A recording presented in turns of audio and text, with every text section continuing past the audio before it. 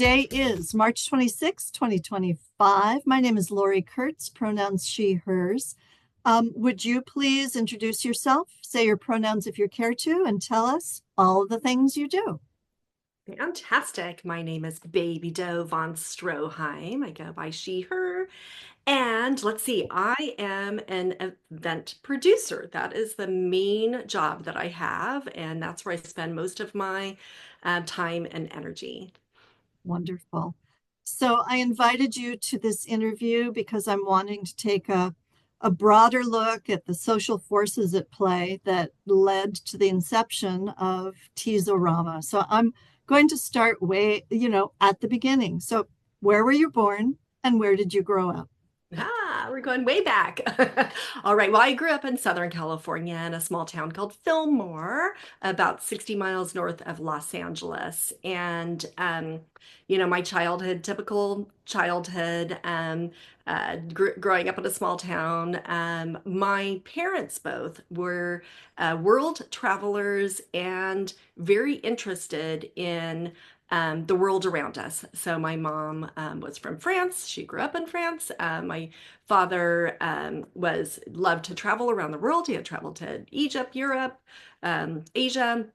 And so my parents always gave myself and my sisters a look into the outside world. So even though we grew up in a small town America, we were often heading down to Los Angeles, going to art museums, going on road trips, checking out the world around us and being curious about things that were around us. So we sort of like once we became teenagers, myself and my sisters, we sort of blamed our parents for turning us into punk rockers in the 1980s because we're like, of course we're punk rockers. Of course we're questioning everything because you showed us that there's a world out there and there's a world worth investigating. So that's sort of like, I guess, where my start and interest in retro style came to be was in the 80s, growing up, being a teenager, being a little bit rebellious and wanting to dress a little bit funky. And so I'd go to thrift stores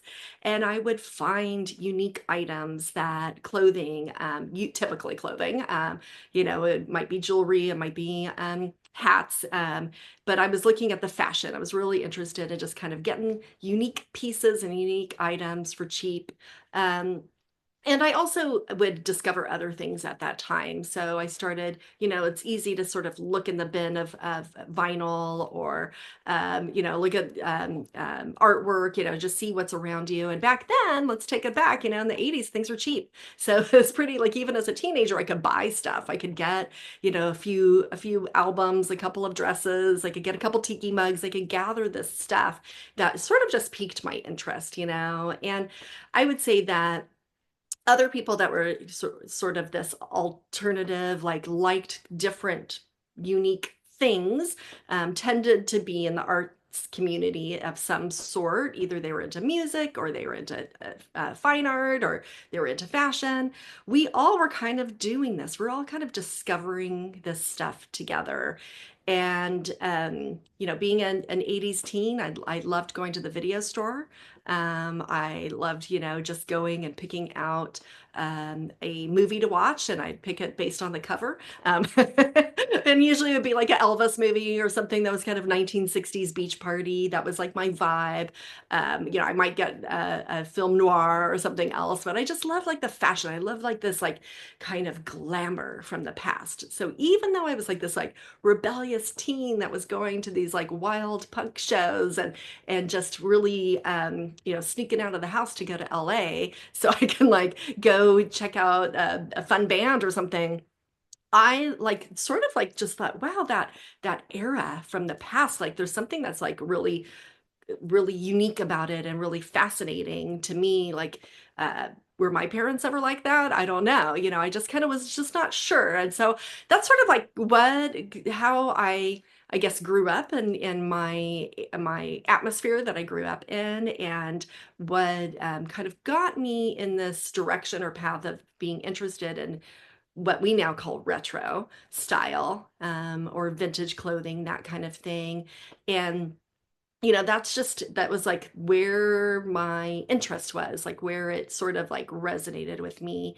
And of course, that eventually leads to 1960s go-go as well as burlesque.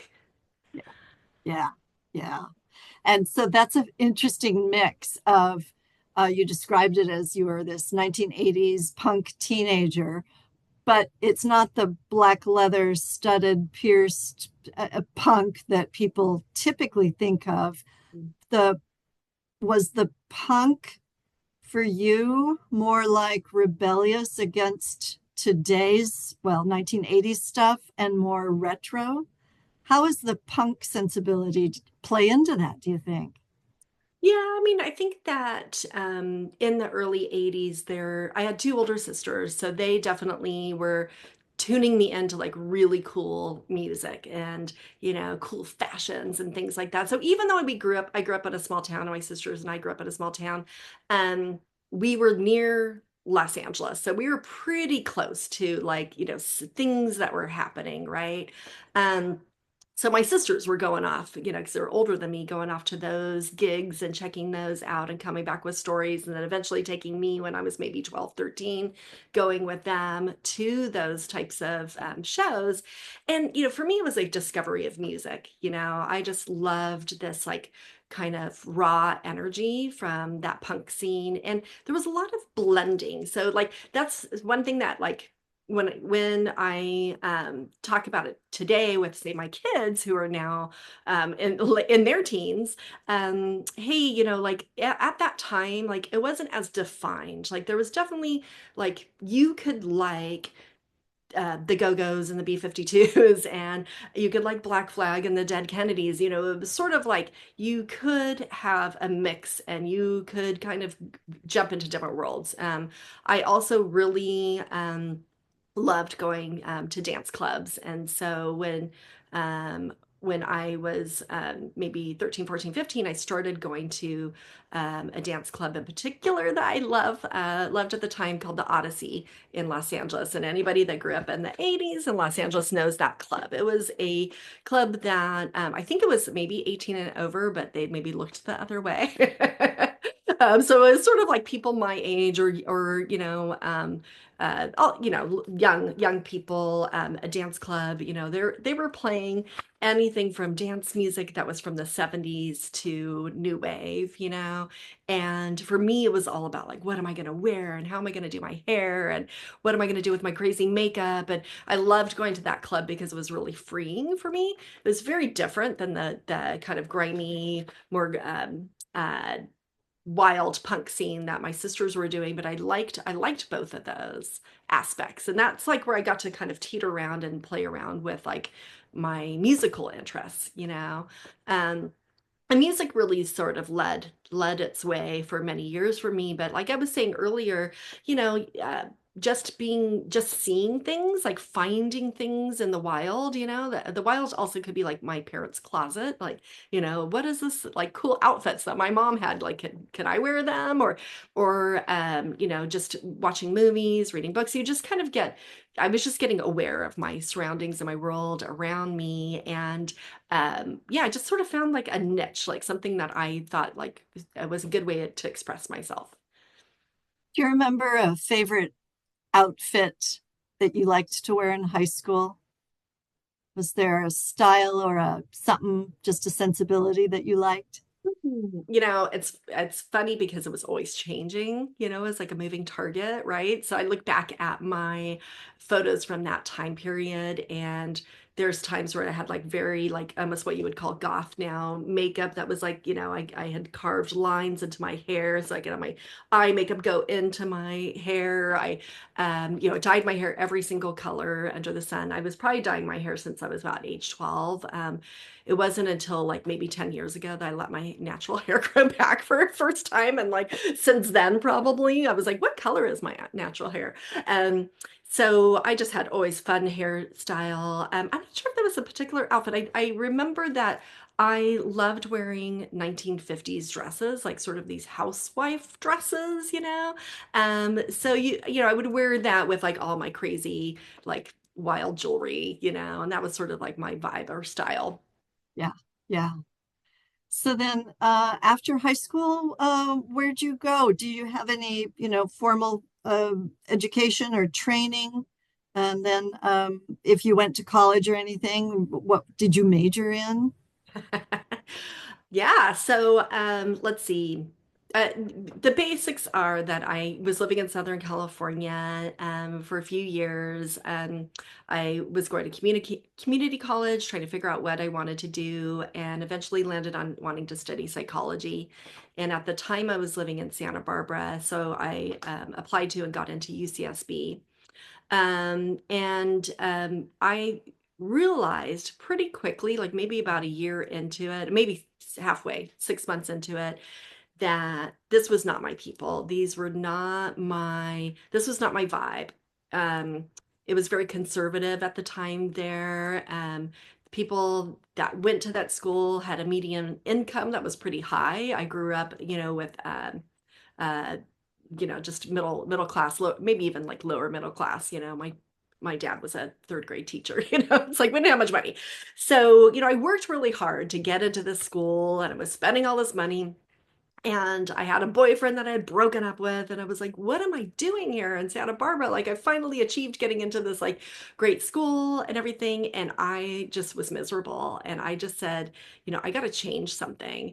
So I actually went to my counselor at UCSB to talk to them to be like, hey, maybe should I consider like transferring schools or maybe my major. Um, and I guess I don't know why. Maybe I wasn't paying attention. It turns out that the counselor was not like a career counselor, but they were like a counselor. And they were like, so how are you feeling? And I just was crying and they're like, what are you doing? Like, if you don't like this, you can change something. And I was like, I know I want to change it. And they're like, they really talked me through it. And the next day I applied to a bunch of different schools, including San Francisco State. And 2 weeks later, I was moving to San Francisco. I got into the school and they were like, it was like in between semesters. And I don't even know if they would do that anymore. But I just told my roommates, I'm like, I applied to San Francisco State and I'm moving to San Francisco in 2 weeks. And they were like, what are you talking about? So I ended up moving to San Francisco, going to San Francisco State, completing my degree in psychology, loving San Francisco State. I actually stayed another semester because I loved it so much and I loved all my professors and everything. And then I graduated, and then there was I was working at a hip restaurant. I was waitressing at a place called All You Need on 8th Street, and it's sort of living my best San Francisco life. This is around 1994, and I had a friend who at the time was taking some graphic arts classes at the city college there.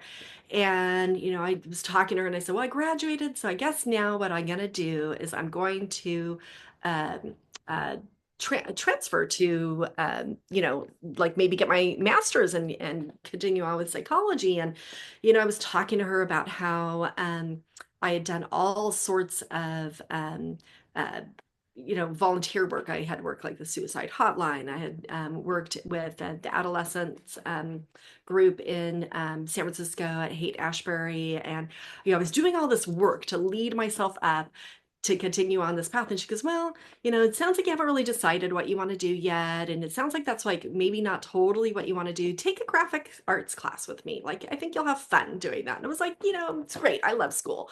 Well, I'll do that. So I took the graphic arts class with her and it totally changed my life. Like I kind of like realized very quickly, like, oh shoot, like maybe this should have been my major.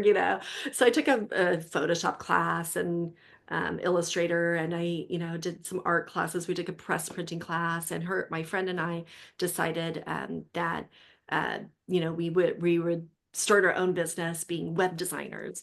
And this now is 1994. I had a website that I had gotten at San Francisco State.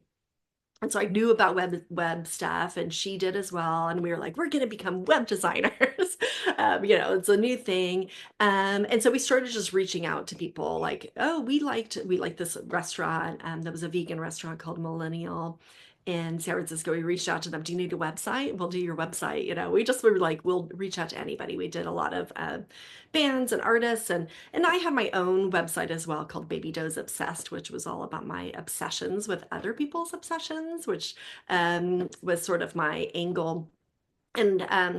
And so that's where like I had my education was in psychology, but then I switched to graphic arts and web design. And that was all very quick. This is all within like a year or two of each other, right? Like this was all happening very quickly for me.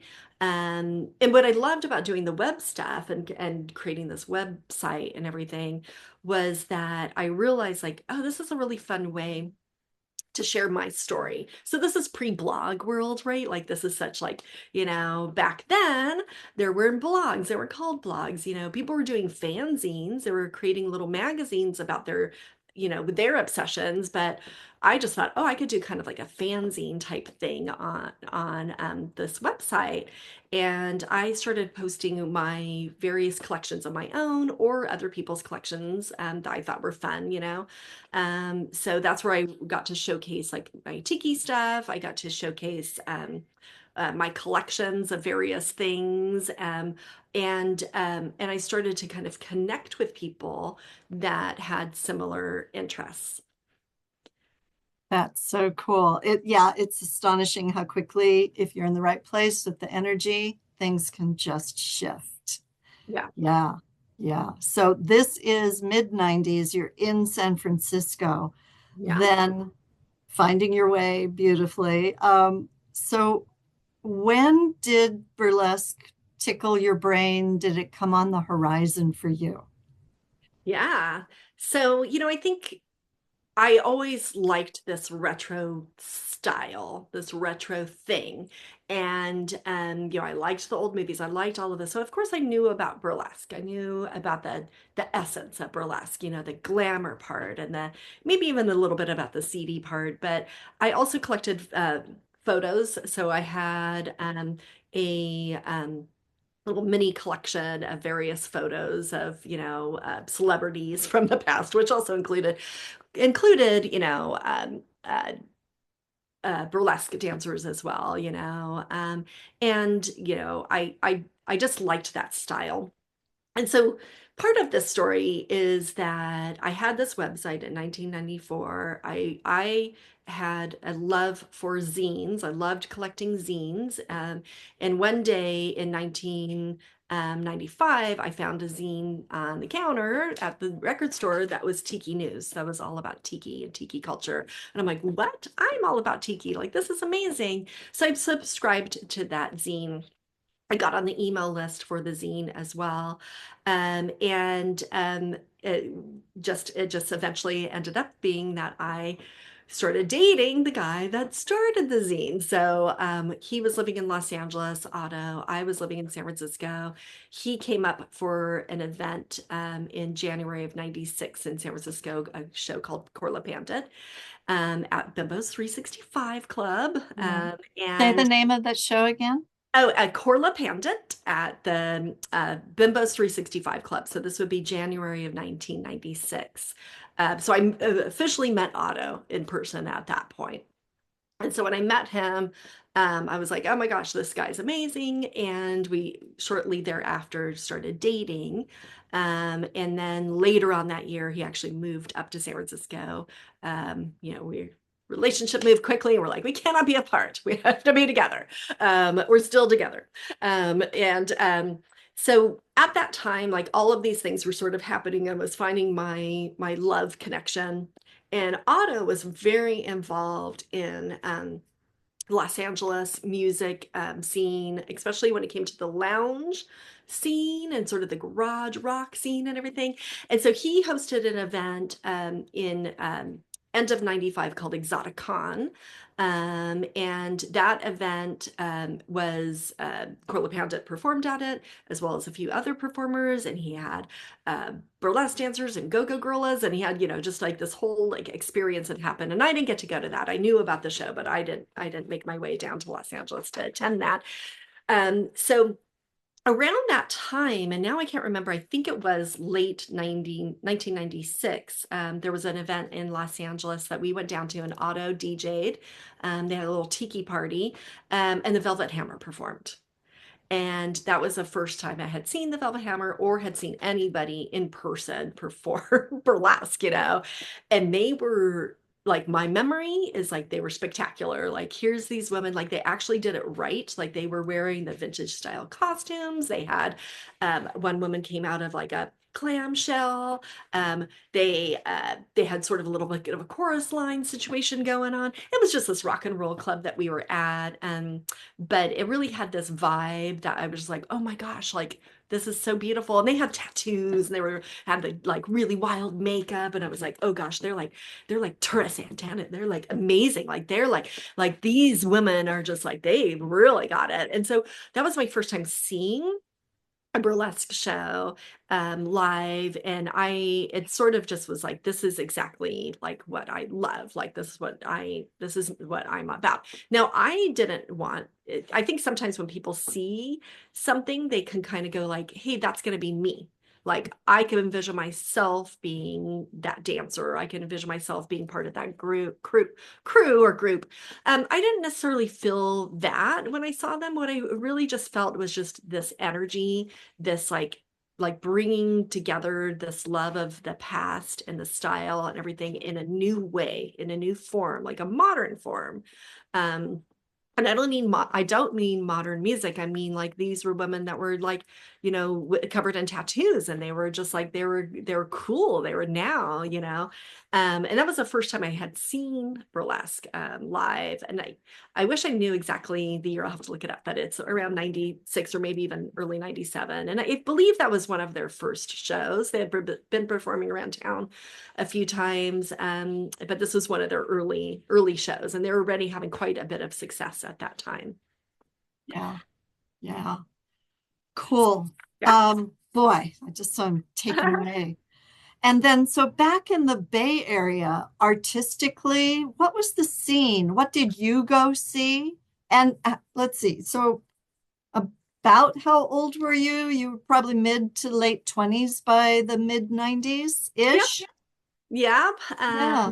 So, I would say that um, I was really living the San Francisco life. Like, I was living there for a couple of years before I met Otto, and Otto came up to live in San Francisco with me. So my main things were going to school, were working, was doing this web design stuff, and I loved garage rock music. I loved any kind of opportunity to see live music. So I was going out to see live music maybe 2 or 3 times a week. Like that was my life. And at the time, shows were cheap. You'd spend a couple bucks and you can get in. It was pretty easy to do. And I had my posse of friends that's what we would do. So, that was sort of my lifestyle. At that time. And so when Otto and our worlds came together, he was doing this zine. The zine was pretty like on a great track at that point. Like he had maybe done a few issues, and he would do in Los Angeles once a month parties to celebrate having this like zine. So when he moved to San Francisco, he started hosting those parties, and of course, I became his co-host. I would make a pineapple upside down cake, and I'd help like make suggestions of bands, or I might help to decorate, those kinds of things. So we were pretty like from the moment Otto and I were together on this track of like producing events. Like we just started doing it, and we were really like this DIY like style. Like, we were all about like you hand flyers out to people, make your homemade flyer. We sent out press releases, like there was like 20 people going to some of these shows, but we're like, we're going to send out a press release. We were just sort of like making this happen for ourselves. And so then my world became a little bit more around hosting these events. So I was still going to garage rock shows, and Otto was DJing at various clubs around town. And we just I was working at a restaurant still at this time. That's sort of how I was making my living, and just sort of like I was pretty happy doing all of that, to be honest. But we had in 1998, yes, 1998, is sort of when my world, personal world, changed a lot because um, this restaurant I was working at called Radio Valencia in the Mission, they had a sister bar that they owned called the Casanova. And they said, we're going to host a big, fabulous holiday party. And everybody's going to, bring an act. Everybody's going to perform. And myself and my friends, my work colleagues at the restaurant and bar were like, well, we don't have any talent. Like there's that guy that's the doorman, like he's in a cool band. And that person over there, they're like also in a cool band, or they can sing or they can tap dance, or we were kind of like a little bit like, what's going on? Like what are we gonna do? And we decided, a group of us, that we would do a dance, that we would do like a little synchronized dance number. And I don't even know how or why, but I all of a sudden became the lead of this and the choreographer. So we did this talent show act. There was, I think, about 12 of us. We called ourselves the Holiday Ho Ho Ho's. And it was sort of this, like, I don't know, like it wasn't burlesque at all, but it was more like 1960s meets, kind of tap dancers meets cheerleaders or something. Like we're just sort of like this blend of whatever. And we threw together a dance, and we were pretty good, because we were like, we wanted to be good at this talent show. And it so happened at this show that there were these other people that were part of the restaurant, that they were in bands, and they said, hey, you know what? My band is playing next month. Like, will you open up for my band? Like, we're going to be at Cafe de Nord. So that was Beth Lissick's band. We showed up at her gig. It was a sold out show. There was a line down the street. And at that event, we had put, so by then we had to come up with something that was not holiday. So I came up with like sort of a go-go 60s number for us to do. I was like, we'll be go-go. And we did that, and then we got a write-up in the paper. People were like, we don't know who those dancers were, but they were amazing. So then another friend of ours, Virginia, in this band, Virginia Dare, said, hey, can you guys come and do perform for us? And we said sure. And so we got in her promotion, and it's like Virginia Dare and the Daredevil Dancers. So at that time, again, we did kind of a 60s thing, and we had a write-up and a photo. And it was like, what is going on? This is so great. So then we were kind of an act. We were a thing. And at the time, we were all just these kind of like mishmash of women that were into retro style. We were into vintage stuff. Some people were into kind of burlesque things. Some people weren't. And we just said, well, there's some other people that are doing the burlesque thing. But we like that. But that's like, maybe what we'll do is more like this 60s thing. Like this feels like us. This feels like our vibe. So that's when we called ourselves the Devil-Ettes. And we started to perform all around San Francisco a couple times a month, doing 60s go-go at rock and roll shows, basically. And what's funny is that we were such a unique act because we were synchronized, large, many of us. There was like 12, 14. Eventually there was 16, 18 of us. Eventually, and then we came back to like 12 is a good number. But there was a lot of us. So we would come in to a rock and roll venue, like say the Makeout Room in San Francisco, and we would dance to say like Annette Funicello or something like that. And people were like, what is this? Like, I don't even understand what's happening right now. Like, this is like the audience would just stop and stare at us. And like, we were these like strange creatures that somehow, why are there all these women dancing and they're all synchronized, or they're dancing to like Annette Funicello right now? Like, what's happening? And then we would perform, and then at the end they would just like clap and be like, oh my God, that was amazing, it was so cool. And so we were getting booked on stuff. And then that's at the same time there was this burlesque scene that was that was bubbling up. And of course, meanwhile, because I love burlesque and because I love retro and I love all this stuff, I'm on the bulletin boards, and I'm on the different groups, and I'm making my connections, and I'm making my friends, and I'm learning about what other people are doing in other cities, and I'm making sure, like, okay, nobody else is doing like a 60s go-go thing, so we're okay, we've got something a little different, and around the two things that happened around 1999. One was, or I guess really just one main thing that happened in 99 is, like, we started to perform a lot. And my husband Otto and I are friends with uh, the folks that host the Las Vegas, Viva Las Vegas, Tom Ingram. And so he had this other couple called, their names are Babs and Josh, from England, that came out in early 99 because he wanted to host another event that would be a 60s style event called Las Vegas Grind. And he wanted to have like sort of a side room. And they were, this couple, they're so cool. They're still producing events today. And they're very artistic, very creative. They are, make amazing decor.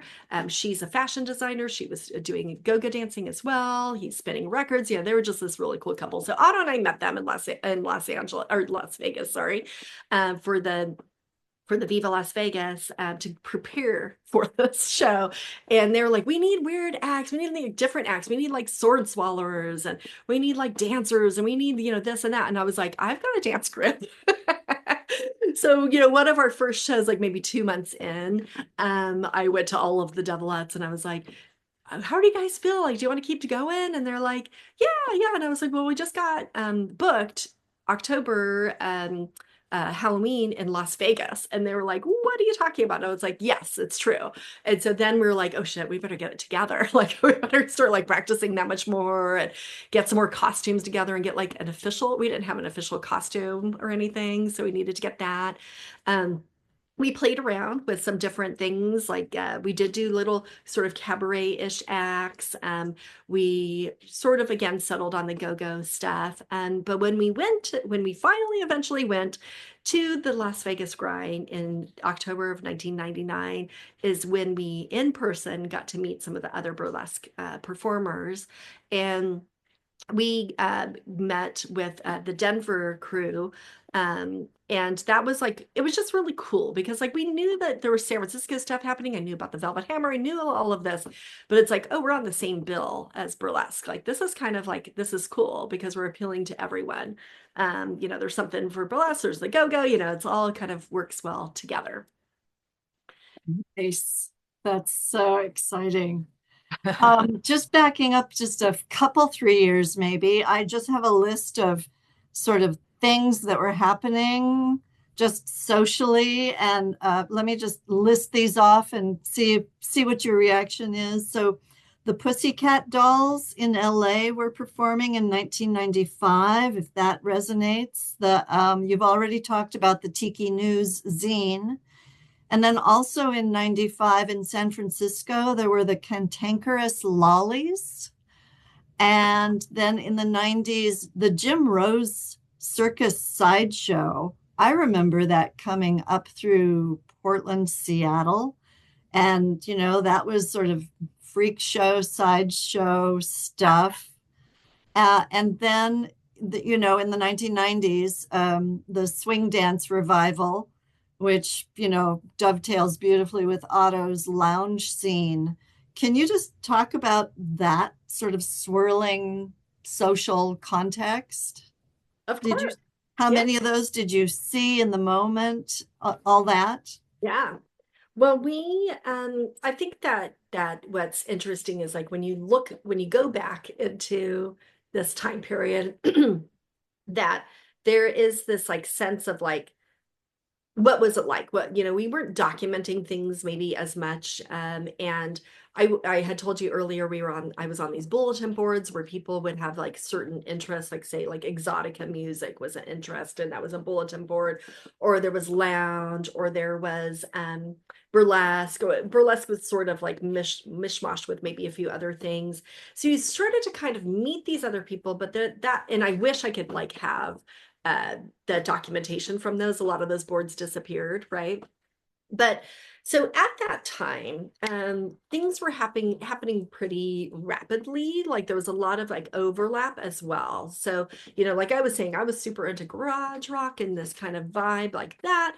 But I also loved this lounge music because I collected these records, and that's why I was at the Corla Pandit show in San Francisco, where I eventually met Otto's, because I liked that type of music, which is like from the 1950s, and swing scene was super big. Like it was like ultra hip to be a swing dancer. Eventually that became a little too mainstream for like a lot of people. Um, and then, rockabilly was a thing, people were getting into the rockabilly scene. And so there was sort of opportunities like based on whatever your interests were. Like there was definitely goth nights were happening.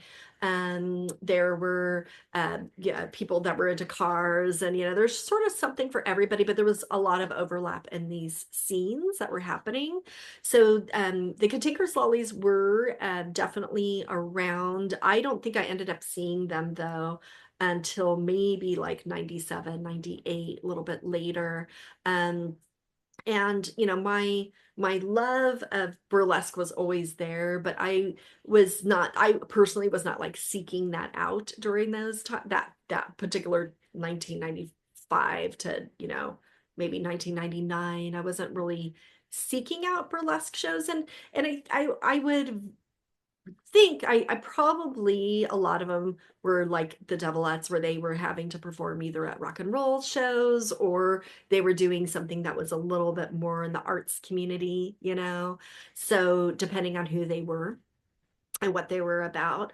So there was you know, how you found out about things were you would have to actually like open up a newspaper and find like, an ad or an article or something. And I was trying to show this to my kid because here's like, not to speed ahead, but like, I brought in some like stuff to show you, but like you would like have to look at a newspaper and you have to kind of like go, well, I like that club. Like, I wonder if there's something cool happening at that club. Like that is my thing. So like how you found out about things was sort of organic, word of mouth. And that there wasn't like a central place necessarily. Now that changed very quickly, very rapidly, like I definitely saw it like that was like a big part of I was very involved in 95 to 2000, we'll say, um, producing events, trying to figure out how to, spread the word, how to get people to know about what you're doing. And, it was a lot of kind of like talking, knocking on doors, like telling people about what we were about, either with the tiki stuff that we were hosting, which was pretty often, or the Devil-Ettes stuff, like constantly telling people like, come check this out, see what it's about. And you would never know like who would show up or who wouldn't show up, right? Um, so a lot of these acts were definitely happening. I would say that when it came to around 1999, I guess, 2000 is probably a bit more the year. I'd been on the boards and everything, and that's when I met Allison Fensterstock. So Allison was a journalist living in New Orleans, and she just loved, like so many of us just love the essence of like this burlesque thing, and like especially that nod to like the classic burlesque, the 1950s, maybe 1940s, 50s, 60s vibe of burlesque before it became too strippery or not, less vaudeville-y, I guess. And she was like, I am going to write an article about burlesque, and I want to interview everybody who's doing burlesque. So we're all like, well, you got to interview Cantankerous Lollies, and you got to interview, the Velvet Hammer, and you need to interview this group. that's doing this in New York, or this group that's doing it in New Orleans, which was the Shim Sham Review, or the Pontani sisters in New York, and or what about this group in England? They're also doing it. So, there was just these like pockets of people. So she tried, I think, to interview every single performer at the time, doing burlesque, because she wanted to be like all inclusive. And I think like through that and being on this board, that's when we realized like, oh, there's kind of a lot of people doing this. And I remember there was this one show that I guess it was in early 1999 that one of my co-Devil-Ettes had booked us on. And she goes, I booked us on this show. We're going to do the show with the cantankerous lollies. And I was like, but we're not prepared, and like we normally have like 12 or 14 girls, but only like 5 can make it. Like we just can't do it. Like we just can't do it. She said, well, I've booked us on that and we have to go. We have to figure out how to do it. So we came up with this whole like elaborate reason why we couldn't perform, because we were like, we don't want to do this show. We can't do it. Like we just don't have the people. And we said, but we don't want it to seem like we don't want to perform with the cantankerous lollies. Like we don't want people to think like we're backing out of the show because like we're afraid of them or something. So, or like, afraid of sharing the bill, not afraid of them. They were not, they're not violent people. But rather than like, we want it to be like, we're like, oh gosh, I would hate for anybody to think like we're canceling this because we don't want to share a bill with them. It was our first time performing with them. And so we came up with this elaborate scheme that we would say that we were in a terrible car accident on the way to the show, and therefore we couldn't perform. I don't even know why this was a thing, but we showed up in bandages and we like blacked out our eyes and everything. And we went on stage and we're like, we really wanted to perform tonight. We love the Cantankerous Lollies. We had to show up to support them, but we can't because we had this terrible accident. So we didn't get to perform with them, but they just laughed about it. And then we became friends with them. And we were just like, okay, like we're all in it together. We're all just sort of figuring this out together. And at the time it wasn't like we were vying for the same opportunities to be on like the bill or something. Like there was no like competition. It's either like you're gonna book us or you're not. I mean, maybe somebody might be like, well, I'm gonna I only have a budget to book one of you, so maybe they would choose one of us. But whatever, like it didn't feel like it was a competition at all. It just felt like we're all in it together. And that, again, that was like that whole thing of like being on these message boards and seeing like this camaraderie of like women coming together. Like roller derby was happening at the same time, and that was like a huge thing. That was a really big thing at the time, is these women coming together being like, we're going to do the roller derby and we're going to like manage this and we're going to make it happen.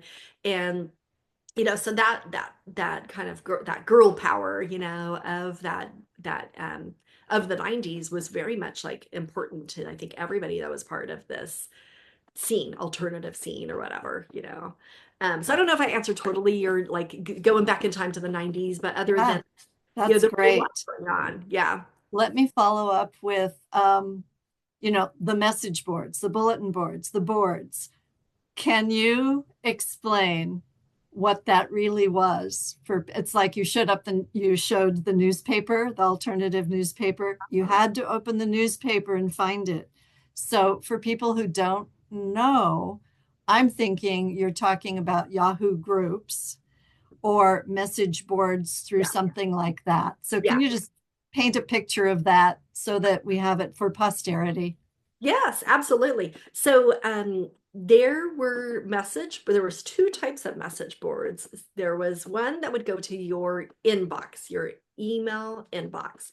So that would be a topic. So a topic would come to you, say, such as where do you find feathers for your performance, right? So that might be a topic, and then you could click on it or not. So just similar to an email. The most popular, though, was you would go to what would be a web page, basically, and it would be a discussion. And so you could be on the main discussion or you could be in sub discussions. And it would just be people basically like I am messaging, but you know what, you guys, it was not that quick back then. So back then it was very slow and people wrote much more content, It's like, let me tell you all about feather fans, and there would be a paragraph because we were used to writing letters, that was sort of the vibe. And your internet was slow, maybe your internet wasn't like the worst was like you would type up a whole thing and then your internet would go out and then you're like, oh no, now I have to think of all that fabulous stuff I was going to say all over again. So anybody could join these. So what's funny is like now we're really aware of like if people want to join, say like a private Yahoo group or just any kind of like certain groups on Facebook, for example, there's these private groups where you approve people to join and you can maybe ask them some questions. It wasn't like that then. People would find an interest of theirs and they would say, hey, that's me, I'm interested in burlesque, I want to come and be part of this burlesque board. And sure, there was probably some lurkers in there. There's probably some people that we maybe didn't want to be part of our scene, but the majority of it were people that were like-minded, that were like they wanted to be performers or they wanted to watch performers or they wanted to be a DJ that would find music performers and perform with them. Maybe it was a band that was like, hey, I'd like to hire a burlesque dancer. It was people that were all there for the same reason. So when you would go to the message board and you could read this, back and forth around conversations on various topics, we were all friends. We didn't know each other, but we felt like we were friends, and people would say, oh, I'm coming to San Francisco, and you'd say, oh, okay, let's meet for lunch, or do you need a place to stay, come stay at my house. It was just like that was just the way that it was. It was just like that. It was very friendly and very open, and maybe because we were in our 20s, like maybe we didn't care as much, we were more willing to like just be open to anything. So these conversations would happen and you would feel like you would know these people because you had this connection with them and you had every day, or actually I would say you didn't even check your messages every day. Maybe every 3 or 4 days you'd go on there and you'd say, oh, has anybody messaged? What are people talking about? What are people doing? Oh, that's cool, they're doing that in Austin, and they're doing that in New York, and they're doing that in New Orleans. And like you would sort of hear about each other. And so that's why it was so amazing when Allison Fensterstock found the message board and said, I want to include everybody in this magazine article, and I want everybody to be featured. And then everybody was like, oh my gosh, there's so many people doing burlesque. Like literally there was 20 people, I think, 20 different groups. And we just said, well, I think it was Allison said, I want to throw a show, like I want to put an event together. And then everybody's like, yes, you should do this, and you should do that, and you should do this, and you should did that. And I was sitting back and I was watching that. And at this point, by 2000, 1999, I guess, late 99, 2000, I was pretty well versed as an event producer at that point.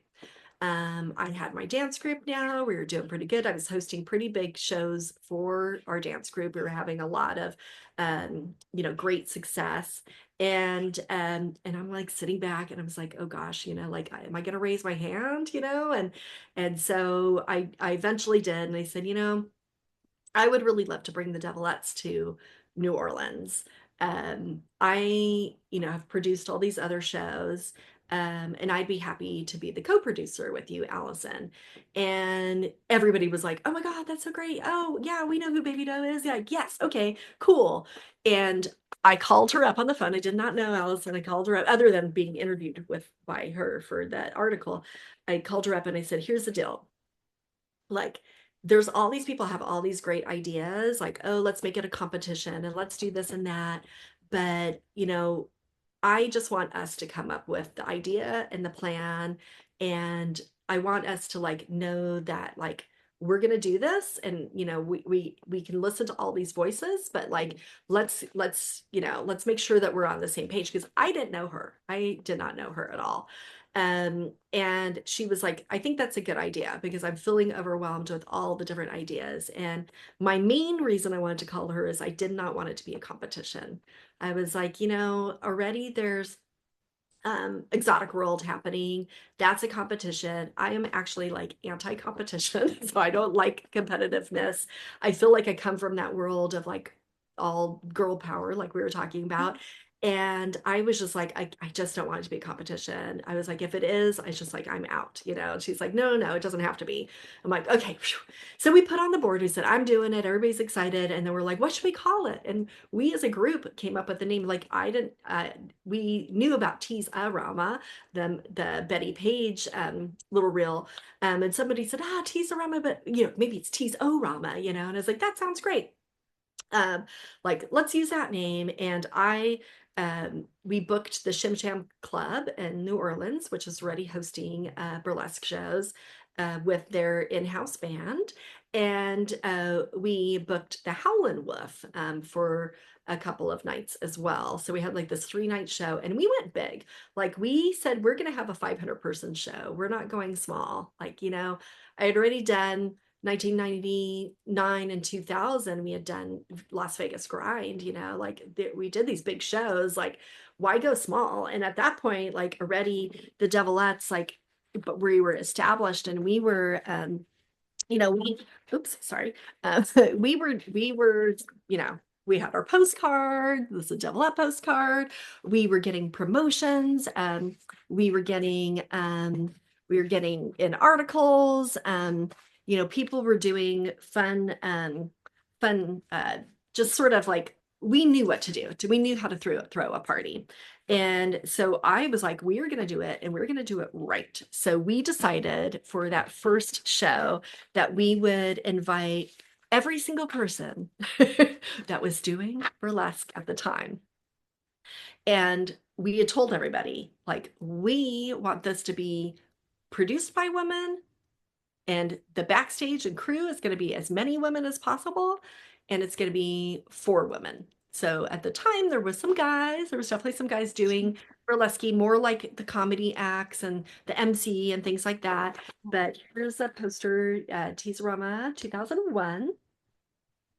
And I really loved this idea that you would mail. So I had a mailing list. That was the other thing because of Tiki News. We already had a mailing list. So this was sent to people that were all part of the Tiki News. Got this as a letter.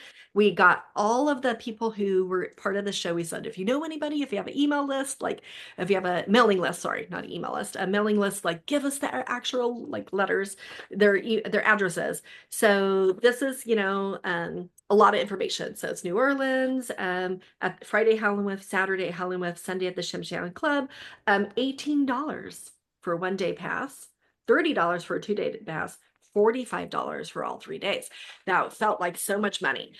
Like, oh gosh, I hope this works, And we had a lot of performers, which I could read off some of them, but I really liked this idea of like a lot of information, a lot of things. So we did have some people teaching, like that was one thing that we wanted is to share because we had been sharing it through the boards, right? So but the Patani sisters taught a go-go class. We had, somebody talked about the historical New Orleans burlesque historical project. We had Evangeline, the oyster girl, a legend, that learned the classic burlesque walk from New Orleans. And these were like classes that you could take for, let's see if there's prices on here, $3. Oh, it was $3 if you're a performer, $5 for general public. So for $5, people could have learned the classic burlesque walk from Evangeline, the oyster girl. So it's funny because like all of this, like this stuff, like being able to like produce an event, create flyers, create a marketing plan, all of that is because I had all of that experience. And Allison, because she was a journalist, had the contacts to the media, and she had the contacts to let people like, and she invited, people that had magazines or the media to come. So we had a lot of media that showed up at that first year as well.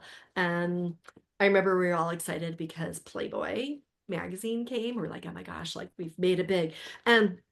And then my friend who was in the Devil-Ettes, Debbie Meek, also came on as a co-producer.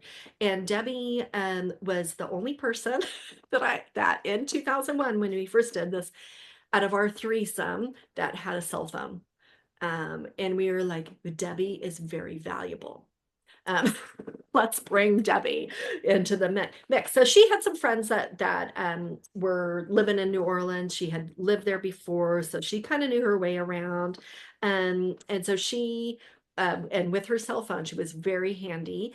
So that's why the first event it says Allison Fensterstock, Baby Doe, and Debbie Meek and Superfly. So Superfly was her friends, and Superfly I had to go down memory lane because I was like, I don't even remember them being involved. But they were the ones that connected us with the Howlin' Wolf. And they were the ones that sort of negotiated. And they were the ones that backed us up and said, not financially, but backed us up by word. And they said, oh, our good friend Debbie Mink is going to be there.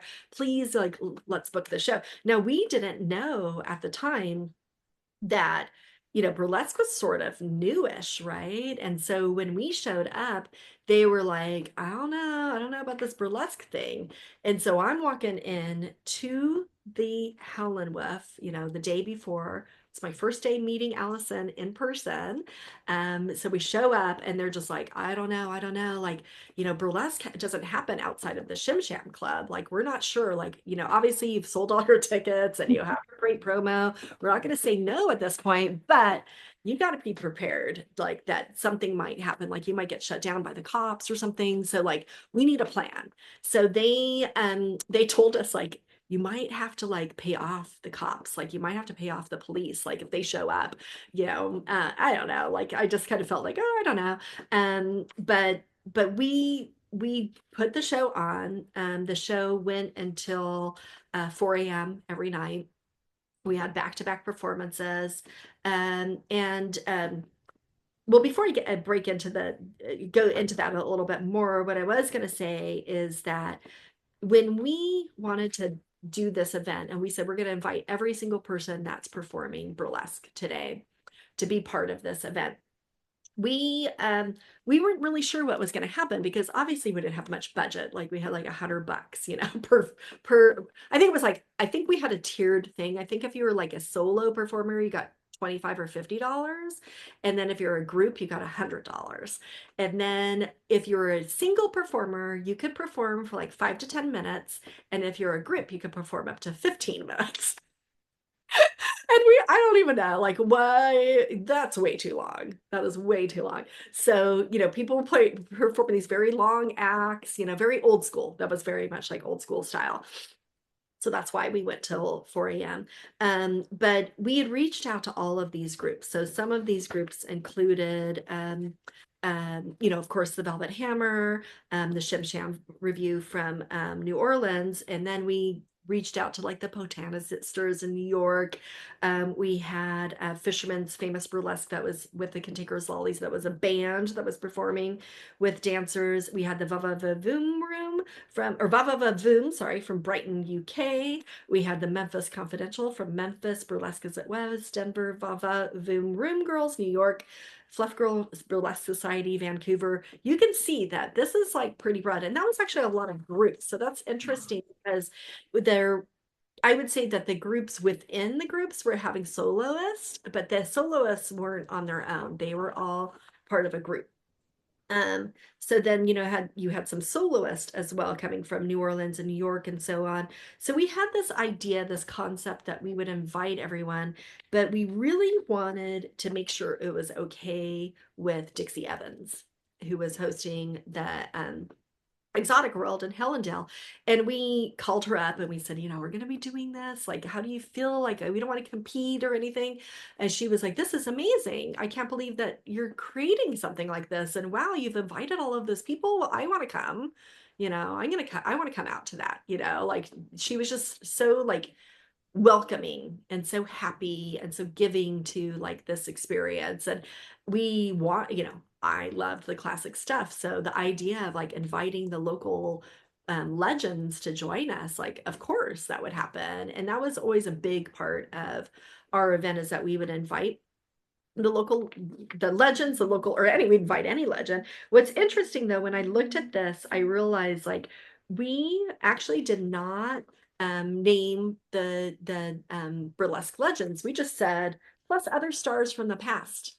Um, and I'm not sure, like, I think it was, it wasn't like a disrespectful thing. I think it was just more like it was like just not like, we weren't sure if they were going to come or not, or, how is this all going to come down to it, that type of thing. So, you know, we had the flyer, of course, again, I was all about making things. So we had our program, which had, a little story about who we were, very like pulled together on my laser printer, featuring each performer, very organized. So this is 2001, May 2001.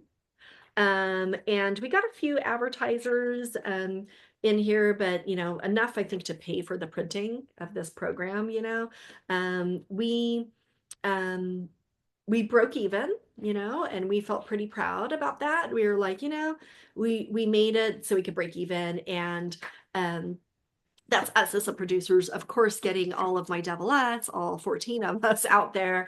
We did not break even. We all went out of pocket, as well as all of the other performers as well.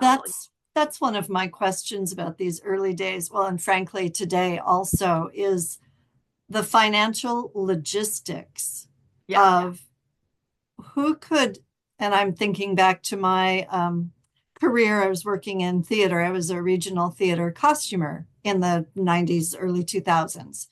And I'm thinking, flying across the United States, I couldn't have done that. Driving to New Orleans from Seattle, I wouldn't have done that. How did the financial logistics happen? How did people make it there? Well, Where'd they stay? yeah. I think in some ways things were maybe a little bit cheaper back Yeah. then in a lot of ways. So like we for the Devil-Ettes, we actually did some fundraising beforehand, to help offset our costs.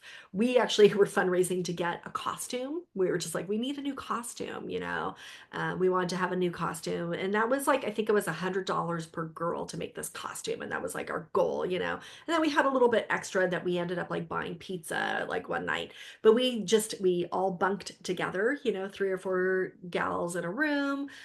We flew there, of course. We kept it real cheap. We were all just like how to make it happen. And so again, for me, like as an event producer, like a baby growing event producer, I knew right away, like we actually need to have like some food at the event. Like you need to have some crackers and cheese and carrots and some things. Like we need to have some sustenance to get people going. So we had all of like crafts, like our own craft services. Everything was like, what can we get donated? What can we get brought in? Like who could bring what, So it was just everybody working together. And I definitely think that some people threw it down on a credit card to get there because there was this feeling that you had to go to that first Tease-O-Rama. Like there was no ifs, ands, and buts. Like you had to be there. And it was there was no way that people would not go to that. They would figure out a way. And I remember there was one act. It's good that I forget exactly who it is now, but there was one group that wanted to be added to the bill later, and they said we were booked, we want to be added to this bill. And I was just like, we have no budget left. We spent, our whatever $3,000 on entertainment budget, and we have no budget left. And so I said, I'm so sorry, we have no budget left, like we can't pay you. And they said, okay, fine, we'll come without getting paid. And they came, and they were very angry that they didn't get paid and everybody else did. And that was me learning, nope, that's not what you do. You either say no or you just pay everybody. You have to pay everybody something. And I personally didn't have $100 in my pocket to give those people, but I did learn from that about how the feelings were heard, and like the feelings of like equalness like was an issue, right? So the first year again, we invited everybody. We just said, what's your act? Do it. So by year two, I said, let's bring it to San Francisco where I'm living. I can kind of be more aware of it. I booked out the Bimbos 365 Club, the most beautiful venue. And I said, we're going to probably invite everybody, but can everybody like submit like what they want to do? Because I realized we needed to maybe be a little more aware of what people were bringing. And so people sent in their VHS tapes, and I had stacks of VHS tapes. And I think we had that second year, let me see, I'll find it here, how many performers we had. But I think we almost doubled like the next year. So we did that in San Francisco. And that event, oh, do I not have it here? Was 2002. Okay, so here's 2002. And again, like marketing, like I knew the artist Shag, so I got Shag to do the art for us. We did this nice program. We spent a little more money this year. We got got a color program. Okay, so this year in 2002, we got a few more ads and everything. And then guess what? We got the legends in here. So I got Dixie Evans and Gina Rose Jewell and Dee Milo were all here featured front as the headers. We had the sex industry was pretty good at supporting us. So we had Pleasure Zone and Tease Magazine. And then we started to have more performers. So we, I would say, like just quickly looking at this, like I think it was about 35 performers. And we had to, like, there was maybe two people that we had to like say, oh gosh, it's not quite a fit. I watched all the VHS tapes and everything.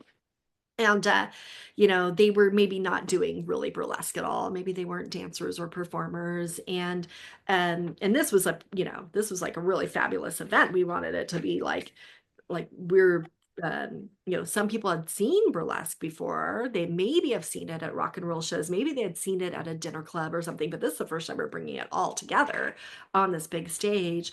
And we did 2 nights there, and we had Kitty Diggins from Portland. We um, blew people's minds away because they sat there. The show was like 4 hour show. I think we had like one break in there. People did not want to leave. They didn't want to leave their seats. Like they didn't want to miss one single part of it. And I think it's just, yeah, the show started at 8:30 on the schedule here and went until 12:30 at night, both nights. And I think we had one break, it looks like, one interlude. And then, I think that we, you know, it's funny because when we go back and we look and we said, well, we had Dita Von Teese and Catherine Delish at both the New Orleans and the San Francisco show. They were pretty well known. Dita was really, by this year, 2002, I think she was married to Marilyn Manson at this point or dating him. It was like, if you could see Dita at that time, like it was just like that is like what is happening right now. Like the costumes were amazing, the sets were amazing. She had these very large sets. She had her big martini glass. No one had ever seen that before, and it really upped the ante for everybody, all the performers to bring it on, bring on their performance and do even that much better because they knew that we're going to have some really top-notch performers there. And it's funny because like really from the beginning, like I said, Velvet Hammer in 1996 or 7, when I saw them, they were already had, a clamshell and amazing costumes and everything. So everyone really started off with like pretty good, pretty like pulled together. Like, there was people that were doing lots of different types of performances, some that were more dancey, some that were more rock and roll, some that were more like performance art-y, where it's just like, I don't know, that's not really maybe, are they going to pee on stage? I think that's going to happen. It's a little bit like really performancey. And other people that were singing, like somebody like the Wawa sisters, they had like a kind of a singing burlesque show. Then even the Devil-Ettes, like we fit in there. We were never burlesque. We never took off anything, but we had the fun, the humor, the kind of tongue-in-cheekness to us. And then of course we had some comedy acts and things like that. So there was a variety pack of performers and thinking about burlesque in different ways. And that's really that, like this 2001 and 2002 were a lot more classic-y, what we would call classic to performers today. But people were doing people were doing like, some pretty wackadoodle things as well. That's Um, great. You mentioned Brian Fisherman Lease, the Fisherman's famous San Francisco burlesque band. yeah. And I just noted here in my notes that he brought the Velvet Hammer to San Francisco in 1997. So there's a full circle there. You mentioned the Velvet Hammer a minute ago. Yeah. So, Yeah. I guess I didn't really necessarily talk about Cali Kidd. So Alan Prosky, who ended up being my co-producer in 2002 for Yes. Tease-O-Rama. So I knew him for years, and he was producing events in the 90s, and later I found out he actually had done an event that I had attended. So I don't know why I didn't know this, called Tease-O-Rama. I think that was around 97 and 98, but he was doing a different theme every month. Like he would just have these like wacky themes, and a big part of like his vibe, like him and I had this like very similar thing where it was like more, like you saw that I showed you, our first flyer with all that information. I was like over the top, more, and he was definitely like that, more. So he would bring in these groups, including like Fisherman's Famous Burlesque with the Cantankerous Lollies, to perform a show, and that might be the Tease-O-Rama show. And then he would do like maybe a psychedelic style 60s show, and then he would do his Bardo Go-Go French thing. So he was producing all of those events while Otto and I were doing our tiki events. Sometimes we would do events with him. And then when it came to the time when I was doing Tease-O-Rama 2002, and I realized like Debbie was like, I'm done. I don't want to be so involved. And Allison was like, I'll still do it. I'm still learning about events. This is really fun. I was like, I need to have And some. where was she living? Was she living close by, No, Allison? so well, Allison Festerstock lived in New Orleans, and Debbie lived in San Francisco with me. She was in the Devil-Ettes with me, and Alan at the time was living in the Bay Area as well. So that was my long-winded story of saying I have this program from this event, and it's Fisherman's Famous Burlesque show. And in this is an ad for Tease-O-Rama 2001. So I know that it's before that. It's funny, there's not years on things, so you have to kind of get creative here, figuring out when these things are happening. But we were all like, again, that idea of like we're all in it together. He did this little show, this kind of variety act show with all of the people like Kitten on the Keys and the Fisherman Band. He had, you know, lots of great art, and sultry Simone, she would Cantankerous Lollies were here, and I don't think the Devil-Ettes performed at this, but we Molotov and Felicity that were doing like this like sword kind of stuff. Like again, you could find a belly dancer. All of that was exotic and different, and fit with the burlesque thing. And the Devil-Ettes didn't perform at this, but we helped at the bar. I think we helped serve drinks, because we were all in it together. We were all just having a good time. So, um, you know. Uh, Brian Lease was definitely producing these shows with the goal of his band, being this burlesque band. So really it was like Brian Lease Fisherman's Band and the Shim Sham Review. There were like the two kind of burlesque bands that were happening.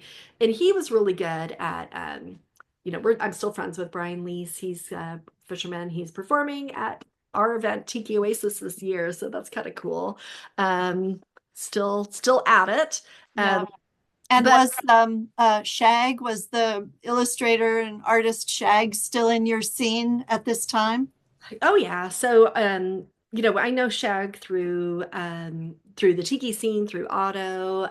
We're very good friends with him, and that's why he was so cool about like doing all of this great art for us, for Tease-O-Rama, and really kind of set that style that I liked, which was this kind of like fun, joyful, silly, a little bit, don't take yourself too seriously, and honestly, kind of not that sexy. It's a little bit sexy, but not too much, right?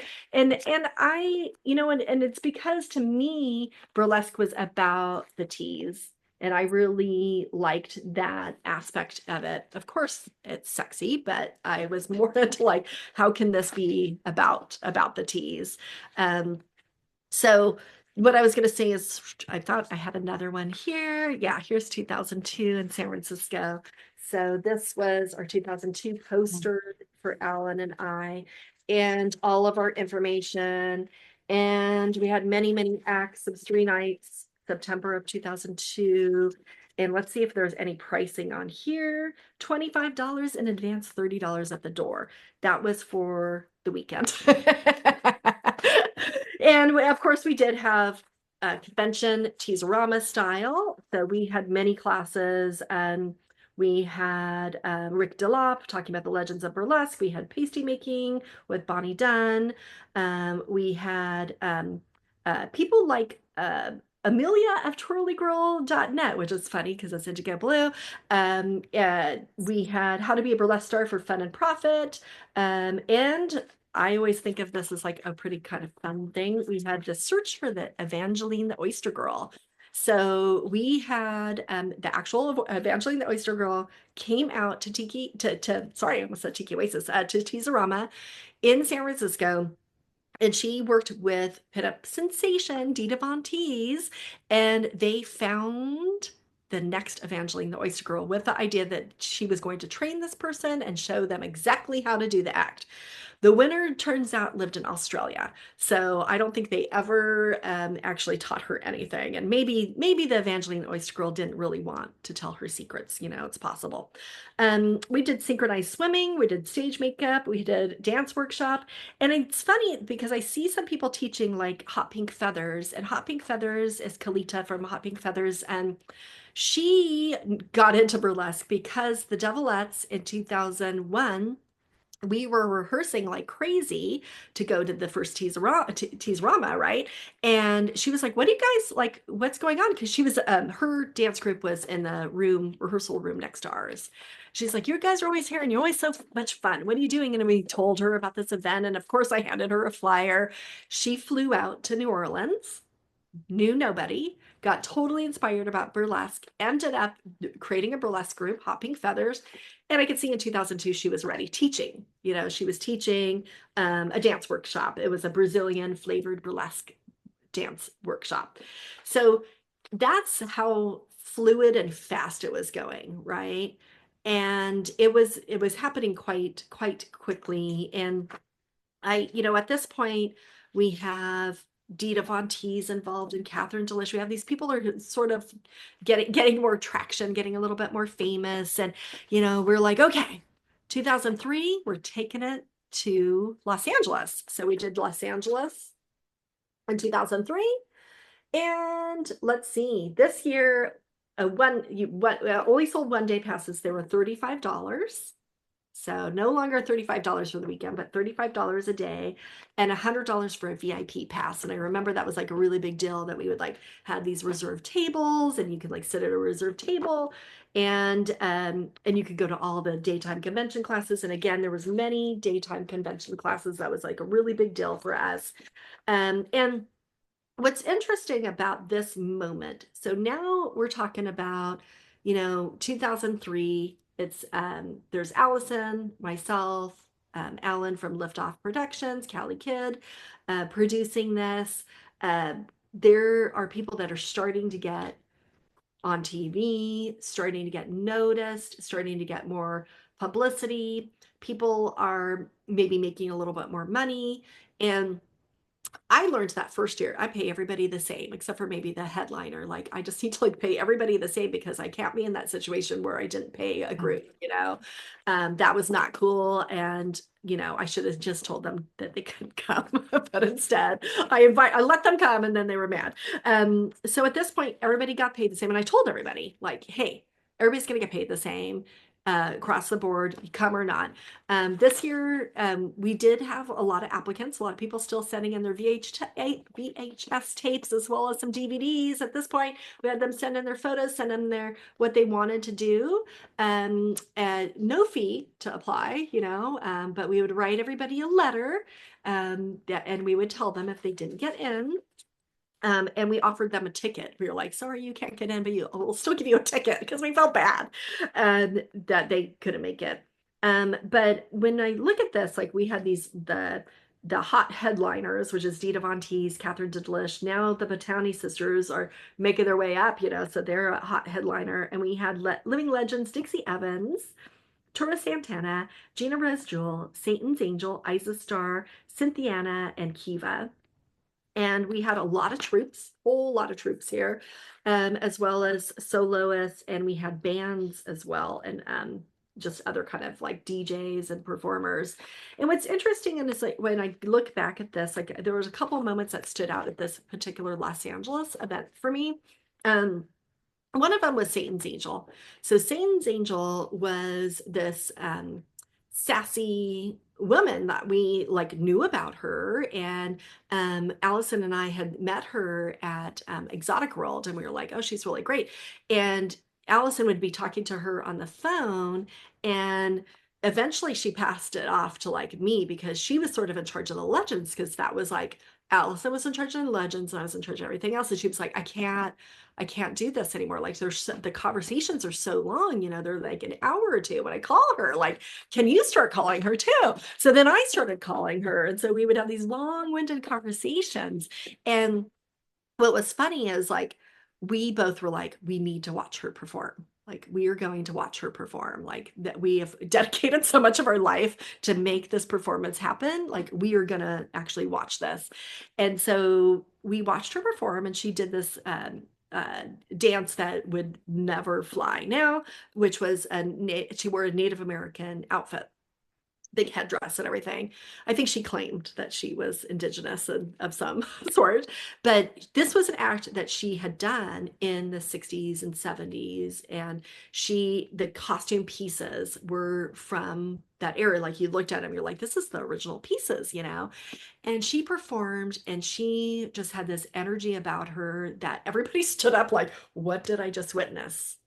What is happening right now? Like, this is like magic. And so, she shared the stage with Tita Von Teese, who was brilliant and amazing. And of course, people were standing up for her as well. But this was like, somebody who hadn't really performed for a big audience like this for, at that time, maybe 30 years, and she's getting this standing ovation. And people that came to the event in those days, they just really got it. Like, they just really were there. They really loved it. They were really into it. And therefore, the audience was into it and the performers were into it. Like, everybody was there to be together and have that great experience. And um we had uh an act that was the Fat Bottom Review. And they were from San Francisco, and they were much larger women. Like, that's what their thing was, is like, hey, everybody can be part of burlesque. And I think, like, in my scene in San Francisco, like, that wasn't too extreme. Like, that was just, of course, like, whatever, like, anybody can be part of this. Like, like, I see that in roller derby, or I see that in the Devil-Ettes. Like, that's not a crazy thing. But, body imagery of people that were doing burlesque was still, folks that were thinner. And I remember I grabbed Allison and I was like, you need to watch this act with me. Like, they're really great. And she's like, but I was like, let's watch it from the audience. Like, let's go out and watch it from the audience. And what was really interesting is that people left. People left the room. Like, they cleared out the room because they were like, oh no, I don't want to see this. I don't want to see these larger people.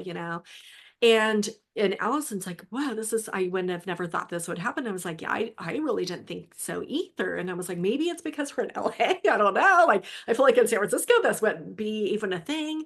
But it was that moment of realizing, like, oh, we're like, they're doing something that's really provocative and like really cool. And, nobody else has done that, like, nobody else has like made, like, I don't even know if they were like, I guess they were making a statement, I don't know, like from in retrospect, they were, but they were great. They were a great act. They did a great dance and everything. But they were very different, you know. There was also another act that performed that year that did a uh, they were like they did like a pop and lock thing, so it looked like they popped off their arm and pop. They were contortionists. That's the word I'm looking for. Contortionists. So it looked like they're popped off their arm and their leg and stuff. And somebody came over to me horrified. They said, "I can't believe you would book this act, you know, that doesn't have." Limbs or whatever. And I was just like, it's their contortionists, like it's the performance. Like, I'm like, okay. So at this point, we're getting pretty big and we're really went big for Los Angeles. And that's the year that Alan and Allison, the three of us, each lost $2,000 or $6,000 in the hole. And we were like, oh, huh, okay, maybe we need to like put a hold on this. So at this point in 2003, I had a 1-year-old child. The tiki thing was kind of growing, and that was getting bigger. I was doing the Devil-Ettes, I was just like, you know what, like maybe, like, what are we gonna do? Like, are we gonna keep doing this? It's like we just lost all this money. And I remember at the time we were like, there was this radio show that like said, we'll broadcast it. If you pay us $1,500, we'll broadcast your promote your show for you all over Los Angeles. And we didn't spend that money. And I remember at the time I was like, we should have spent that money, that $1,500, because then maybe we'd at least break even, but we don't have a crystal ball. We don't know, and it was a great show. And it did sort of feel like at that time that people were starting to get like more like better offers, like kind of bigger gigs, or they were starting to do their own thing. So all of a sudden doing a show with 50 or 60 performers, whatever this was, felt maybe not as special to people. They were kind of like, hey, if you're not going to pay me, what I'm worth, like I can't bring my big whatever um uh prop out to the event, you won't pay for that, and you don't have any budget, so like maybe I'll just do something locally, or I'll choose to do another event. And so we just decided at that point like we would take a year off, and just kind of stop or roll for a bit. You mentioned calling at the first Tease-O-Rama, calling Dixie Evans and, getting her blessing and all of that. And then you mentioned the legends, and then Allison and you talking to the legends and so forth. Did you go to Miss Exotic World in Hellendale I in like in the 90s up to 2005 before they moved? Yeah, I believe I went, I think I went a couple of times, like maybe 1990, maybe 2000. And again, after our event, not in 2001, but in 2002. I think I went to both of those years. That event, that Exotic World event was also growing, they were turning it more into an event. Um, it was a little bit, it was definitely a dusty desert stage, and it was fun to see the performers, but it was just very much like had a little bit of like seediness to it, and of course that's its charm, but it was and I enjoyed going. And I think if I didn't have such young children, like it didn't have such a young child, I would have continued to go. But I think at that point I sort of said, okay, I can only do so much, Yeah, yeah. harder to get out of town. You mentioned the Fat Bottom Review, founded by fat activists, Miss Demeanor and Heather McAllister. Yeah. Did you ever, work with them or book them, or what was your interaction with them? Well, we booked them for Well, Tease-O-Rama, and then yeah, I would imagine, there was probably a couple of other shows that we did with them. Of course, all along we're chatting with these people, and we're still all friends. We all sort of know each other. I think that they maybe had a little bit less opportunities to perform because there were so many of them, they and were a large group. we were a Yeah, large group. And I just, my memory is really that they weren't going to take no for an answer. And I think another group that was doing that in the San Francisco Bay Area is Harlem Shake. Yeah. Really, Sim- Simone DeLeghetto and a lot of Boutte and Missy Marmalade. Yeah. yeah. And I just really felt that that group as well was like, they were going out there. They were going to Exotic World One, like best group. I forget which year that was, maybe but you know, with that great at that time, like I think they got a lot of pushback from people, and people weren't really sure about, who are these, women of color doing this, and is this a thing, like, and I think that that's uh really just showed that there actually was a place at there was a place at the table for all of these people, and there was a lot of support. There was really a lot of support from the internal crew of performers, and at least for myself and Allison, and Alan, the producers, like we wanted these people on stage. We wanted to give them stage time. And because I could have just said, you know what, let's just get the best of the best, like let's just like focus on the people that like really got their high kicks down, and their costumes perfectly or whatever. But I realized that, like, having variety of folks, like having some um diversity to the types of performers, and allowing people to tell who they were and be part of this event. I realized that right away. And I've continued that. I still produce events, like large scale events, and that's something that I've just maintained throughout. It's like you got to have diversity in types of people, types of style, and because that's what keeps you going. That's creativeness, right? Yeah. Yeah.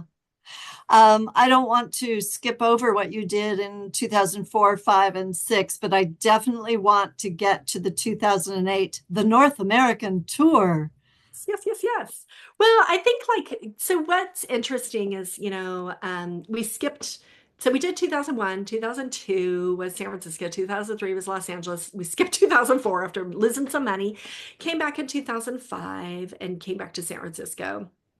And, I think like we just realized, like let's take it back home. Let's take it to something that we can kind of like uh be part of. So we have, we did 2005, skip 2006 because I had a baby.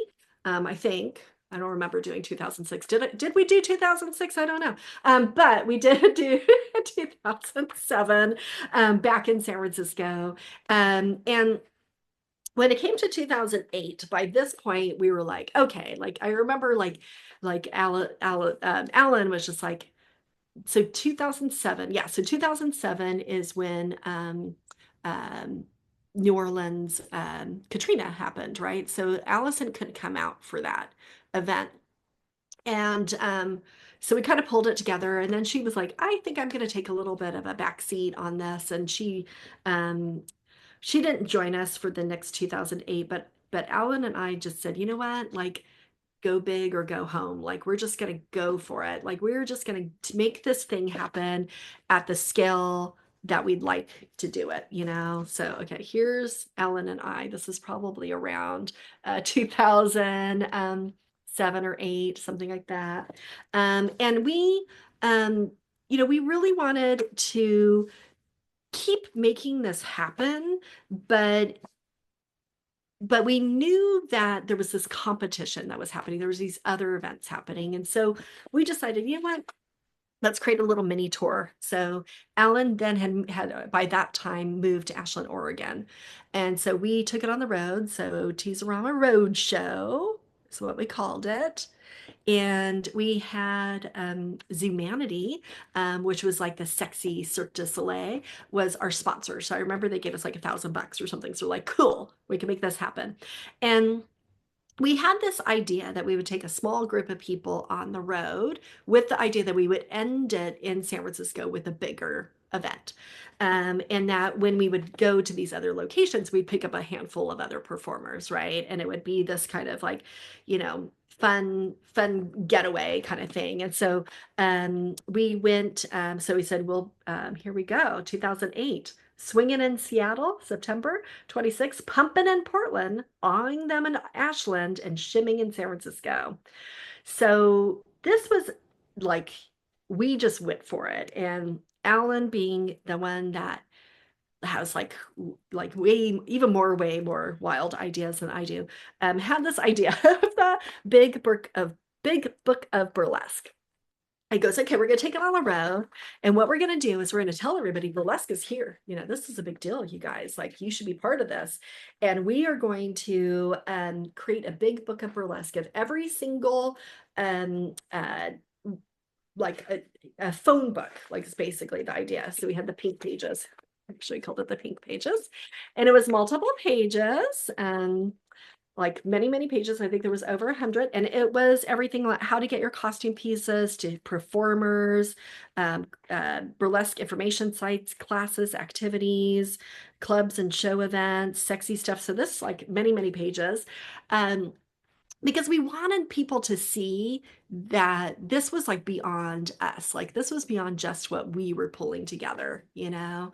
And what was interesting is, you know, I had already felt comfortable doing events outside of my city, you know, and not even having seen the venue before. I've done it before, you know, I did it in New Orleans with the Howlin' Wolf and the Shim Shan Club, you know, did it with, you know, many of my events throughout the years. And so that's what happened with this event is we had not been to any of these locations. Now, the first location, where the location's at, you might know this, but more than me off the top of your head. But we, when we were in Seattle, we, let's see, okay, the Seattle was at the Triple Door. That's right. So we actually did a Wednesday, Thursday, Friday in Seattle. We did a meetup, mix and meetup on a Wednesday. Thursday, we did a meet and mingle at the club Knock Knock. And then Friday we did a big shebang with looks like about 12 performers at the Triple Door on that Friday. And then on Saturday, we ran ourselves over to the Bassanova Ballroom in Portland. So in this bus was me and a Dirty Martini, and we had Michelle L'Amour who joined us as well as Tana the Tattooed Lady. So we had this kind of posse, this group of people, and then Satan's Angel joined us through the tour as well. Like she was there for the whole, like that was our legend that got featured. And so when we showed up the Bossa Nova Ballroom, it was, is that still around? I'm not sure. It is. Yeah, okay. So it has like a motel next to it and it has a big ballroom, and it was not ready for us at all. Like it was just like tables skewed, like thrown around, like beer everywhere. So Dirty Martini was on stage scraping off gum on the stage. You know, we were kind of like, we ran around, we're like, we're gonna clean this. Like, where's your mop? Where's this? And we cleaned the place. Like, so we showed up at like whatever 2 o'clock or something, and we cleaned it, and we did that show. It was amazing. It was sold out. It was kind of a fun, funky little place. We stayed next door. Um, and we all like went out to dinner afterwards. Like we walked, you know, a few blocks away and had a sit down dinner. And it was like, I remember there was a DJ, Delashoe, and he said, let's have a sit down dinner all together. And I was like, a sit down dinner? Like, we don't have any money. Like, you know, he's like, nope, we should all sit down and have a meal. And we all sat at this long table, and everybody told a story like of what the tour was like thus far and how they were feeling and what was you know, what was good. And, you know, we were all like in tears, and of course, Satan's Angel was there, and she said it was like the most amazing moment of her life, you know, and we were all just like, wow, this is such a special time to be together. And then we ended the show in Ashland, and or the tour part of the show in Ashland, Oregon. And when we were there, we knew that it was going to be cool because Alan lives in Ashland, and he was like, and I'm pretty sure the show was on a Monday night. Let me see. Because he was like, did you know, Ashland is all performers, and if we want the performers to come, we need to have the show on a Monday night. And I was like, oh, okay, that's a little weird, but all right, you know. And it was true. Like we filled that whole venue up with people that are performers, you know. And every single performer, every single person that performed, the audience, like that was the best audience ever. I think because it is a lot of performers in Ashland, Oregon, right? they were just like, oh my gosh, they're great. Oh, they're great. They're great. They're great, you know. And then of course, what happens, you know, they love Dita Von Teese, but Satan's Angel, that was the first time I saw like probably a whole audience in tears because they were like, who is this woman? Like they just got it. They were just like, and by then, like she had really worked out her costuming, her everything. Like she was on fire. She literally was on fire because she had 5 tassels of fire going. Um, but we really, you know, that was just, it was such an amazing, special moment, you know, in time, just going on tour and being able to hit up, you know, Seattle and Portland and Ashland on the way down, back down to San Francisco. And Did you uh, all like camp at Alan's house? I think a series of us camped at Ellen's house, yes. And we, at the time, in Port, I remember specifically, Seattle had a pretty big burlesque scene. People were performing at the Triple Door pretty often. But again, the reason we ended up at the Bossa Nova Club and in Portland is that there wasn't a really huge burlesque scene there. There was a couple of solo performers, but it wasn't. There was I think it was a Gun Street Girls that was from that area. Um, Hmm. and it wasn't as big of a scene. So people that came to that show were just like, wow, this is really good. Like, you guys are really good. Like, yeah, we thought you'd be a bunch of like roller derby, you know, rock'em sock'em girls, or we thought you would like, you know, we didn't know, like you were strippers or something. And then they were like, well, this is really like quality performances, you know. So that's why I think that Ashland one really stood out for me because these were people who were performers. A lot of people in Ashland, that's my impression at least, you know, is it Well, was, Ashland is the home of the Oregon Shakespeare Festival, yeah. which is the nation's largest repertory company. And Monday is their dark day. So you had performers and technicians and theater people in that audience. It must have been really special. Yeah, I just feel like everybody got it and it just really brought us all together, you know. It's this really kind of special thing. I remember, like, for me personally, the Devil-Ettes, like a bunch of them had flown up for Seattle. So we had done our big performance in Seattle. And I think some of them even made it with us to Portland. But by the time we got to Ashland, we were just like a little like five or six people. And that's not what we were about. We were about like having 12 people go-go dancing, synchronized go-go dancing together. So I remember personally being a little bit disappointed because I was like, this would have been the best show ever to bring the Devil-Ettes. But we were really we were really like beloved, like everybody was very beloved. And you know, when I look at the performances for that night, we had Catherine Delish and um Lola the Vamp, who was from Australia, and we had Satan's Angel, of course, and Michelle L'Amour, Dirty Martini, Kalita from Hopping Feathers. Yeah, we had a really lovely show that we pulled together. And I have no idea, but a week later, or no, not even a week later, 5 days later, somehow we started all over again. And we did Thursday, Friday, Saturday, Sunday in San Francisco, big events, and just kept going. And that's why this program is so thick because there was a lot of performers. And of course, you know, I can't stop there. Like, we had movie nights. Like, this was a movie night that we hosted. Um, Oh, I don't know what year this is from. This is probably from that year or 2012. So we would do things like that, like other events that were happening around the same time, you know, bringing it all together, just sharing the gospel of burlesque to everyone. Yeah. Oh, that's great. We maybe have about 7 more minutes. I don't want to abuse your time. Um, but in 2011, you won with your co-producers, B. Hoff's Sassy Lassy Award. Can you talk about that? Yeah, so let's see. That was the first year that they had the Sassy Lassie Award, and that was 2011, you said, right? Yeah. Okay, so what's interesting about that is we did Tease-O-Rama one more time in 2012. So I think that might have inspired me to do it one more time.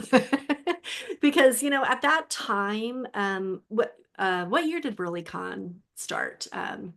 Do you know off the top of your head? So when BurlyCon started, they actually, like, Indigo Blue called me up and she's like, I'm doing this BurlyCon thing. Like, are you okay with it? You know, because we did seminars, you know, we did these like little symposiums at our event, and we were all friends, and it was just like, of course, like I'm not going to tell you not to do that. So I was involved in BurlyCon, I think that maybe started around 2009 ish. And I was like their special guest speaker and things like that. So I was felt very honored when I got the sassy, when we each got the Sassy Lassy. I was the only one that showed up at the award for the award. And I was so nervous, but I had just felt like really, like I just felt very proud that we were recognized for the work that we did, because we had this intention of bringing all of these people together and like have performers be the producers. We were people that cared about this. We weren't doing it for the money. We were doing it for the love of the art form. And we wanted, like I showed you all the goodies because we wanted to do it right. We wanted to do it good. Um, but that's where we spent our money. We weren't lining our pockets.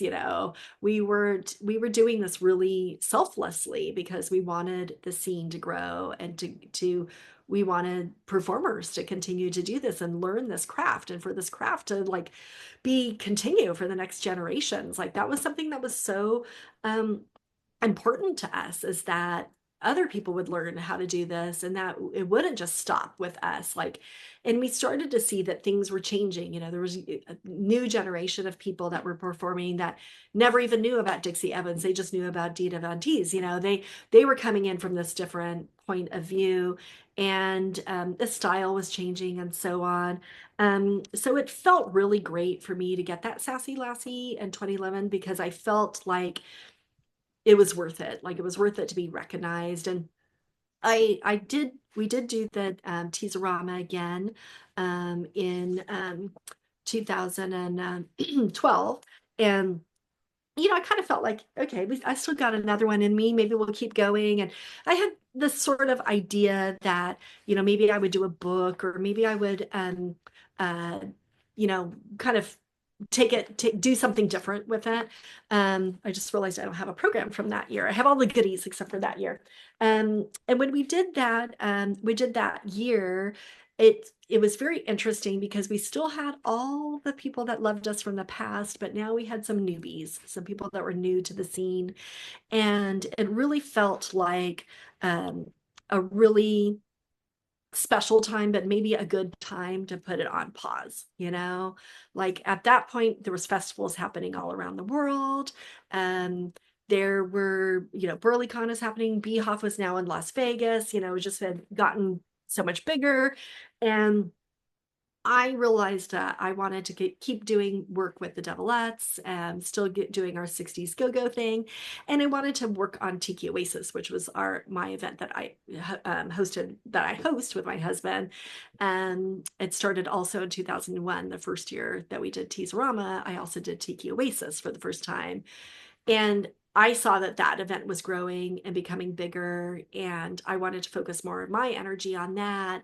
We're still doing it. It's 2025 right now, and we're celebrating our 25th event. It's like we're just keep going. We always included burlesque in that event. We host a very popular midnight burlesque show that I'm very proud of. And even to this day, people will come to me and say, I've never seen burlesque before. And I'm like, how is that even possible at this point? Well, I haven't seen this kind of burlesque before. I haven't seen this, like this classic burlesque, or this kind of like storytelling burlesque. And I really, so that's like my like thing that I can still do. I still keep Tease-O-Rama alive, at Tiki Oasis by doing those events, as well. I keep it going. There's no stopping me. Yeah, I was trying to see if I had like a postcard or something from the last one. I did have this, which is our program from 2012. And at this point, Shag couldn't do the art. And I wasn't really sure like what to do. And I just decided I'm going to do what I want to do, which is this kind of cutesy, Valley of the Girls, which was a movie from the 60s with these giant go-go dancers. Like I wanted that idea. So she's like a giant girl in San Francisco. And this event, by this time, yeah, you could see we have Burlesque Hall of Fame placed an ad. We had Dita Von Teese in the back. We had Zumanity once again with Cirque du Soleil was there. And we had uh, we had our legends as well. Headliners again was Kitten on the Keys, Dirty Martini, Catherine Delish, and Michelle Lamore. At some point, Dita said, "I can't do your show anymore." She was like, "I have to go do the show in Paris." And I remember at the time, like I think it was maybe the 2006 event or seven, and she's like, "I can't do it." She goes, I'm only young so long. I need to do these shows. Like they're offering me these big shows. Who knew that she'd still be doing this, right? I don't think she even knew that. But our legends were Satan's Angel and Kitten Tavadad, Shenandoah, Isis Star, the Grant Avenue Follies from San Francisco, Ellie and Ness, Viva La Viva, Fever, Holiday O'Hara. We did a breakfast tea with all of the legends to honor them, and I feel like we've lost some of our legends now. So it's so special to be able to do that. And our performers, I just list them alphabetical, but we start with a great one, which is Alata Butte from San Francisco. So we kept going. It's big. It's a lot of performers. I felt very proud of this event. And sometimes I think like, well, will I do it again? I'm not sure. I'd love to do some sort of retrospective at some point, especially in that beautiful venue, Bimbos. I would love to do it again. But so I'll never say never. You never know. Exactly. Well, thank you so much. I want to ask just one final last question, which should have asked at the beginning. Yeah. How did you choose your name, Baby Doe? Yeah. Well, my name is my nickname from my childhood. Baby Doe. My real name is Dorinda. I love the name Dorinda. But in 1994, when I started a website, my boyfriend at the time was like, "Do you know we get a free website here at San Francisco State?" And I was like, "What's a website? I don't know. I want to do this." And he explained it all and he set me all up and he goes, "Well, you can't use your real name. You have to use a fake name." And I said, "Well, I'll use my childhood nickname, Baby Doe." And what's funny is then it just sort of stuck. Like I started meeting people as my name, Baby Doe. When I met my husband, we started dating. I was Baby Doe, so he just always called me that. And even when I had my day job, I did have a day job. I neglected to say that earlier. I worked at a design firm for 17 years. Um, Everybody knew my real name, Dorinda, but most people called me Baby Doe. So it just sort of stuck with me. Um, and so, yeah, I continue to use it to this day. Wonderful. Oh, you're so kind and generous. Thank you for taking all of this time. Thank you so much. Thanks for inviting me. I appreciate it. And I look forward to hearing everybody's stories.